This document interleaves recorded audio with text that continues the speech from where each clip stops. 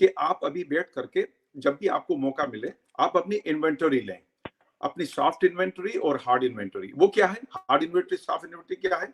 आपकी तालीम का लेवल अगर है तो, आपके पास पैसों का अगर है तो, अगर नेटवर्क है आपका या आपके कनेक्शन हैं, उसकी एक लिस्ट बनाएं, उन सबको जमा कर लें। ये सबको जमा आपने कर लिया ना, ये सिर्फ 20% है आपका। 80% जो है ना वो आपका माइंड है। तो जब आप ब्लेम करते हो ना कि मेरे पास एजुकेशन नहीं है, या जब आप ब्लेम करते हो कि मेरे पास नेटवर्क नहीं है, या मेरे पास कनेक्शन नहीं है, या मेरे पास ये नहीं है, और फंड्स नहीं है, ये सारा मिला करके सिर्फ 20% है आपका। 80% ये यहाँ से शुरू होता है, माइंड से। ये मुझे बहुत लेट एज में समझ में आया। मैं हमेशा से कोशिश ये, मुमकिन है मेरा जो सोल्यूशन है वो मेरी एजुकेशन का अगला लेवल है, या मेरा सोल्यूशन जो है वो अगला $1 बिलियन है, या मेरा सोल्यूशन जो है वो ये फंडिंग है, या मेरा सोल्यूशन ये आइडिया है।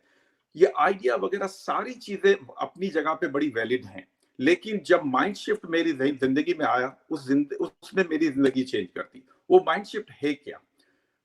तो एक्चुअली आमतौर पे ये है कि वो एक हम सर्टेन माइंड के अंदर ऑपरेट कर रहे होते हैं, एक हमारी अंडरस्टैंडिंग होती है। अच्छा, ये अंडरस्टैंडिंग आई कहाँ से? ये अंडरस्टैंडिंग आई है हमारे अंदर हमारी परवरिश के दौरान की। जैसे मेरी फैमिली हिजरत करके आई इंडिया से, तो हमारे पेरेंट का एक सर्टेन ख्याल था कि बेटा अपनी चादर से ज्यादा पाँव, अपनी रिस्क मत लो, ये बड़ी मुश्किल से जमा किया है, ये सारी चीजें। अब ये सारी की सारी चीजें जो है ना, मुझे एक वक्त आया कि मुझे सारी छोड़नी पड़ी। मैं उसको जिंदगी भर अपनाता रहा, और उसकी वजह से मैं एक सर्टेन फियर क्रिएट हुआ था मेरे अंदर। जब तक कि उस फियर को मैंने जाने नहीं दिया, मेरी जिंदगी चेंज नहीं हुई। फियर जो है वो ड्रीम किलर है।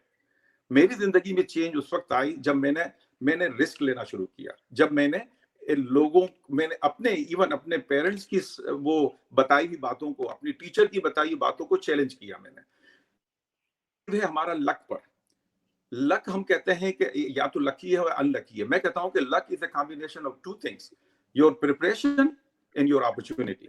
This is nothing else, this is nothing else. अच्छा, अब आप ये कहोगे कि preparation, what do you mean by preparation? Preparation का मतलब ये है कि आप, मेरे पास अभी कोई पार्टनरशिप के लिए ऑफर आई है, लेकिन मैं खुद प्रिपेयर्ड नहीं हूं उसके लिए।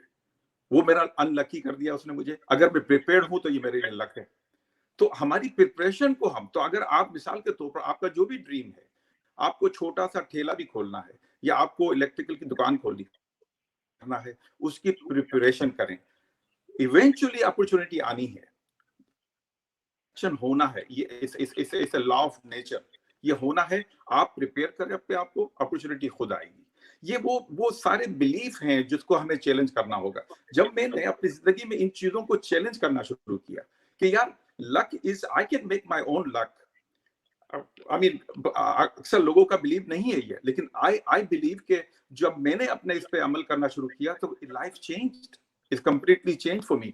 बिजनेस पे मैंने फियर को निकाल दिया। जब फियर को निकाल दिया मैंने, तो आई स्टॉप प्रोक्रेस्टिनेशन। मैंने प्रोक्रेस्टिनेशन खत्म कर दिया। मैंने आज का काम आज करना शुरू कर दिया मैंने, तो उस पे बिल्ट होने लगा। तो मेरा जो पॉइंट है वो ये है साहब, कि हमें जो है एक माइंड शिफ्ट करना पड़ेगा, पैराडाइम शिफ्ट करना पड़ेगा। जब तक हमारा पैराडाइम शिफ्ट नहीं होगा, हमें बड़ी मुश्किलात आती रहेंगी अपने ड्रीम को मटेरियलाइज करने में। और उन चीजों के लिए हमें इन चीजों को चैलेंज करना पड़ेगा। हम कोई भी बच्चा पैदा कभी भी नहीं हुआ कि उसका प्लान था कि वो जेल में जाएगा कत्ल करके, या कोई भी बच्चा ऐसा नहीं था कि जिसको के आ करके जो है वो मायूसिया हो जाए। ये सब कैसे हुआ? ये मायूसियां हमारी परवरिश के दौरान आई। ये मायूसियां जो है, या ये जो हालात का चेंज होना, ये हमने डिसीजन लिए अपनी जिंदगी के दरमियान में। जब भी हम किसी चौराहे पर या दोराहे पे आए, हमने कुछ डिसीजन लिए जिसने किसी को कातिल बना दिया, और किसी को जो है वो डॉक्टर बना दिया, या किसी को जो है वो बिजनेसमैन बना दिया। तो वो उनको हमें चैलेंज करना होगा। उन बिलीफ को जो हमारे अंदर इंस्टॉल कराए थे जब हम बच्चे थे, या हम जब बड़े होने लगे, तो माशरे ने जो रिलीजियस लीडर्स ने हमारे जहनों के अंदर, उन जहनों के अंदर हुआ ये कि कुछ फियर क्रिएट हो गया हमारे अंदर। उन फियर ने हमें आगे नहीं बढ़ने दिया। जब तक कि हम उन फियर्स को चैलेंज नहीं करेंगे, जब जब तक हम उन परसेप्शन को रीपरसेप्ट नहीं देंगे, वो चीजें हमारी जिंदगी में चेंज नहीं आएंगी। वो चीजें हमें रोकती हैं। मैं आपको अभी एक कोई अपॉर्चुनिटी दूं, लेकिन आपको मैं आपको एक छोटा सा वाकया, पता है आप टाइम है या नहीं है, मैं आपको एक वाकया, छोटा सा वाकया सुनाता हूँ मैं। कुछ अर्से पहले, अब मतलब 22 साल 23 साल पहले, हमारे अंकल ने हमें कॉल की और कहने लगे कि हारून मियां, हम एक शिपिंग कंपनी खोल रहे हैं और हम चाहते हैं कि तुम हमारे पार्टनर बनो। अच्छा, मैं आपको बता दूं, 22 साल पहले I was struggling through a ट्रेमेंडस amount of financial burden. तो मैंने कहा कि ठीक है अंकल, लेकिन मैं अभी तैयार नहीं हूं मैं। अच्छा, उसके जवाब में जो अंकल ने कहा, ये बड़ी सीखने की बात है, जो मैं कभी जिंदगी भर नहीं भूल सकता। उन्होंने कहा कि बेटा देखो, तुम सोचो थोड़ी देर के लिए कि मैंने तुम्हें एक ब्लाइंडली एक ऑफर की है, और तुमने सबसे पहले जो फोकस किया, वो इस बात पे फोकस किया जो तुम्हारे पास नहीं है, यानी पैसे। तुम्हारे जहन के अंदर पहले क्या बात आई कि क्या नहीं है मेरे पास, ताकि मैं अंकल को मना करूं। कहने लगा कि बेटा, मैंने तुम्हें कॉल इसलिए की थी कि मैं चाहता हूं कि मैं अपनी शिपिंग कंपनी का को अमेरिका में रजिस्टर कराऊं, और तुम इसके लिए बेस्ट आदमी हो।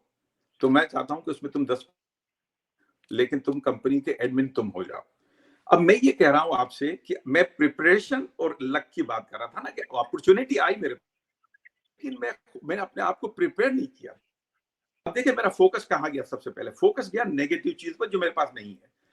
अभी काफी लोग सुन रहे होंगे आप हमारी ये बातें, जिसके अंदर वो कह रहे होंगे यार मेरे पास एक्सपीरियंस नहीं है इस बात का, या मेरे पास फंडिंग नहीं है, या मेरे पास ये नहीं है।